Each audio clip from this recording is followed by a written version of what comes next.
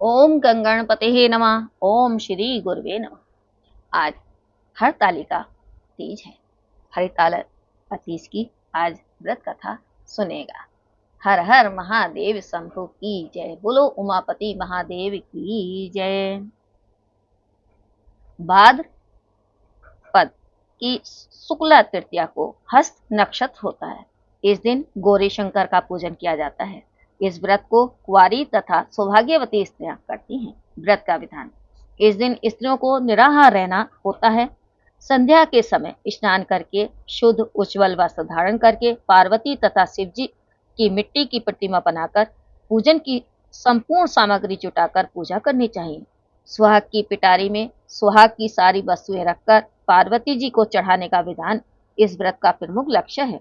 शिवजी जी को धोती तथा अंगोछा चढ़ाया जाता है। यह सुहाग सामग्री किसी ब्राह्मणी तथा धोती और अंगोछा किसी ब्राह्मण को देकर 13 प्रकार के मीठे व्यंजन सजाकर रुपयों सहित सास को देकर उनका चरण स्पर्श करना चाहिए। इस प्रकार पार्वती तथा शिव का पूजन आराधना करके कथा सुननी चाहिए।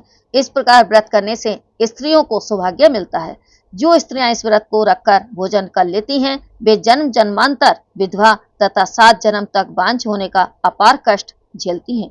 व्रत न करने वाली अथवा करके छोड़ देने वाली स्त्री भी नरक अधिकारिणी बनती है। पूजनों उपरांत स्वर्ण अथवा रजत के बर्तनों में ब्राह्मणों को मधुर भोजन कराकर ही इस व्रत का पालन करना चाहिए। कथा: इस व्रत के महात्म्य की कथा भगवान शंकर ने पार्वती को उनके पूर्व जन्म का स्मरण करवाने के उद्देश्य से इस प्रकार कही है। हे गौरी, पर्वतराज हिमालय पर गंगा के तट पर तुमने अपनी बाल्यावस्था में 12 वर्ष तक अधोमुखी होकर घोर तप किया था। इस अवधि में तुम केवल वायु सेवन ही करती थी। इतनी ही अवधि में तुमने अन्न न खाकर पेड़ों के सूखे पत्ते चबाकर जीवन के रथ को आगे बढ़ाया। माघ की विकराल शीतलता में तुमने निरंतर जल में प्रवेश करके तप किया। बैसाख की जला देने वाली गर्मी में पंचाग्नि से शरीर को तपाया। श्रावण की मूसलाधार वर्षा में खुले आसमान के नीचे बिना कुछ खाए पिए समय काटा। तुम्हारी इस कष्ट साध्य तपस्या को देखकर तुम्हारे पिता को बड़ा कलेश होता था। एक दिन तुम्हारी तपस्या तथा पिता के कलेश को देखकर नारद जी तुम्हारे पिता के पास पधारे।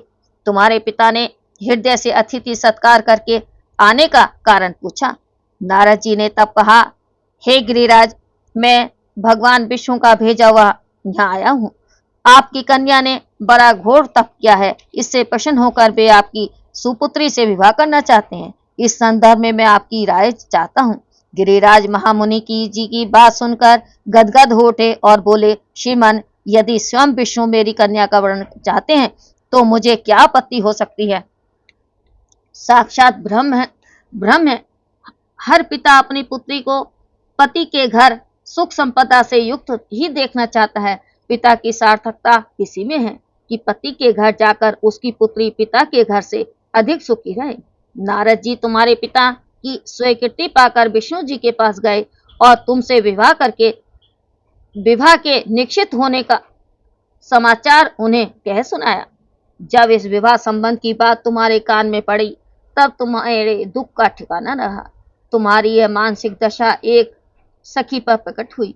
उसके पूछने पर तुमने बताया कि मैंने सच्चे हृदय से भगवान शिव शंकर का वर्णन किया है, किंतु मेरे पिता ने मेरा विवाह विष्णु जी से निश्चित कर दिया। मैं विचित्र धर्म संकट में हूँ, अब क्या करूँ। प्राण छोड़ देने के अतिरिक्त अब कोई भी उपाय शेष नहीं बचा। तुम्हारी सखी सयानी थी, दूरदर्शिता थी। उसने कहा, अली, प्राण त्यागने का मैं यहाँ कोई भी कारण नहीं समझती। धैर्य से काम लेना चाहिए। भारतीय नारी के जीवन की सार्थकता इसी में है कि जिसे हृदय से पति रूप में एक बार स्वीकार कर लिया, जीवन पर्यंत उसी से निर्वाह करे और सच्ची आस्था एवं एक निष्ठा से विफल होने में भगवान भी ऐसाए हैं। मैं तुम्हें घनघोर जंगल में ले चलती हूँ, जो साधना स्थली भी हो और तुम्हारे पिता तुम्हें खोज भी न पाए। तुमने ऐसा ही किया। तुम्हारे पिता तुम्हें घर पर न पाकर बड़े दुखी और चिंतित हुए। वे सोचने लगे, लड़की मटियार नव युवती है, जाने कहाँ चली गई। मैं विष्णु जी से उसका विवाह करने का प्रण कर चुका हूँ। यदि भगवान विष्णु बारात को लेकर आ गए और कन्या घर पर ना हुई तो बड़ा अपमान होगा। मैं कहीं मुंह दिखाने योग्य न रहूंगा। गिरिराज ने ऐसा सोचकर तुम्हारी खोज शुरू करवा दी। इधर तुम्हारी खोज होती रही और तुम अपनी सहेली के साथ नदी के तट पर घनघोर गुफा में मेरी आराधना में लीन रहने लगी। भाद्रपद शुक्ला तृतीया को हस्त नक्षत्र था। उस दिन तुमने रेत के शिवलिंग का निर्माण करके व्रत किया। रात्रि भर मेरी स्तुति के गीत गाकर जागी और तुम्हारी कष्ट साध्य तपस्या के प्रभाव से मेरा आसन डोलायमान हो गया। मेरी समाधि टूट गई। मैं तुरंत तुम्हारे पास पहुंचा और वर मांगने का आदेश दिया। अपनी तपस्या को फलवती जानकर तुमने कहा, मैं हृदय से आपको पति के रूप में वर्ण कर चुकी हूँ। यदि सचमुच आप मेरी तपस्या से प्रसन्न होकर भक्त वत्सल होकर यहाँ पधारे हैं तो मुझे अपने अर्धांगिनी के रूप में अपना लीजिए। मैं तब तथास्तु कहकर कैलाश घर पर लौट आया। प्रातः होते तुमने पूजा की समस्त सामग्री को नदी में प्रवाहित करके अपनी सहेली सहित व्रत का पालन किया। तत्क्षण अन्य पर्वतों सहित गिरिराज तुम्हें खोजते खोजते वहां पहुंचे और तुम्हारी इस प्रकार की कष्ट साध्य तपस्या का कारण तथा उद्देश्य पूछा। गिरिराज बिलक बिलक कर रो रहे थे। तुमने उनके आंसू पोंछते हुए विनम्र स्वर से कहा, हे पिताजी, मैंने अपने जीवन का अधिकांश भाग कठोर से कठोर तपस्या में बिताया। मेरी इस तपस्या का लक्ष्य है मात्र महादेव जी को पति के रूप में वर्ण करना।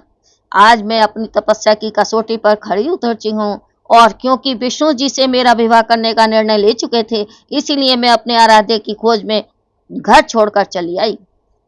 मैं अब आपके साथ घर इसी शर्त पर जाऊंगी कि आप मेरा विवाह विष्णु जी से न करके महादेव जी से करें। गिरिराज मान गए, तुम्हें घर ले आए। कुछ समय के पश्चात शास्त्रोक्त विधि विधान पूर्वक उन्होंने हम दोनों को विवाह बंधन में बांध दिया। भाद्रपद की शुक्ला तृतीया को तुमने मेरी आराधना करके जो व्रत किया था, उसी के फलस्वरूप मेरा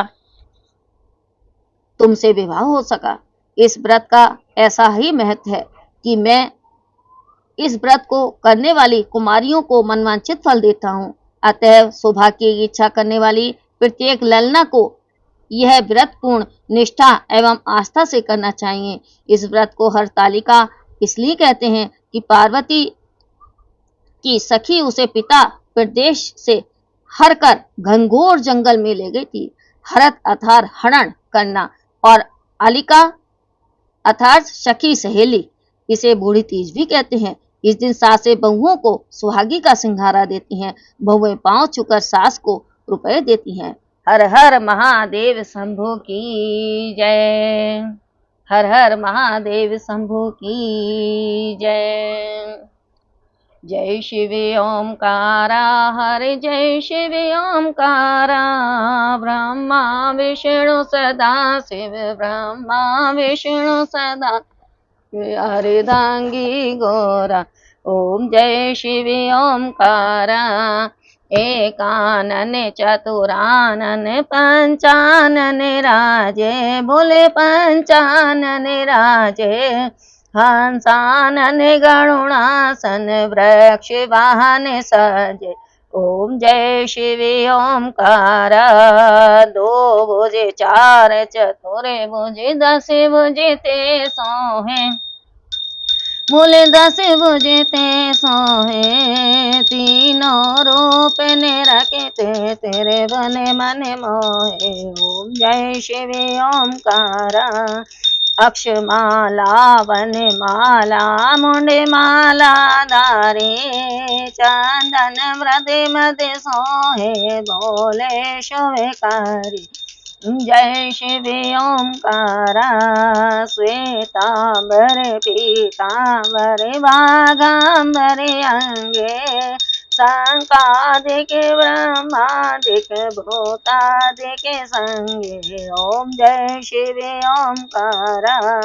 कर के मध्य कमंडल चक्र त्रिशूल धरता, बोले चक्र त्रिशूल धरता।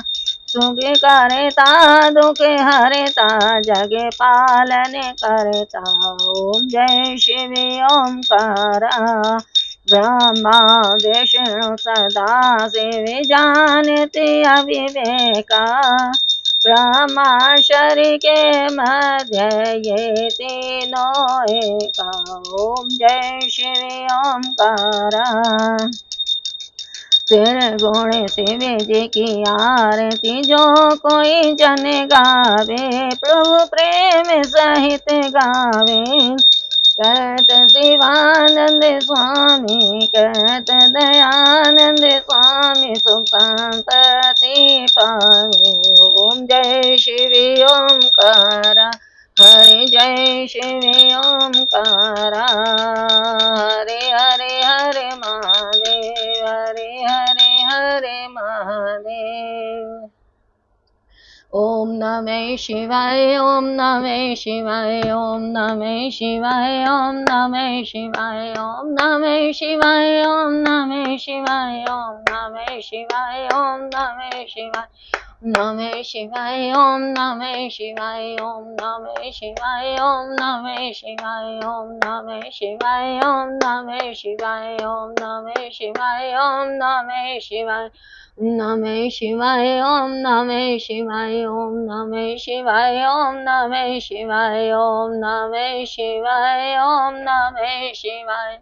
महादेवाय ओम, महादेवाय ओम, गोविंदराय ओम, गोविंदराय ओम, रामेश्वराय ओम, रामेश्वराय, रामेश्वराय ओम, रामेश्वराय ओम, गोपेश्वराय ओम, गोपेश्वराय ओम, नमः शिवाय, ओम नमः शिवाय, ओम नमः शिवाय, ओम नमः शिवाय। हरे हरे बोले नमः शिवाय, ओम हरे हरे बोले नमः शिवाय, ओम नमः शिवाय, ओम नमः शिवाय, ओम महादेवाय, ओम महादेवाय, महादेवाय ओम, महादेवाय ओम, गंगाधराय ओम, गंगाधराय ओम, गंगाधराय ओम, गंगाधराय ओम। ओम नमः शिवाय, ओम नमः शिवाय, ओम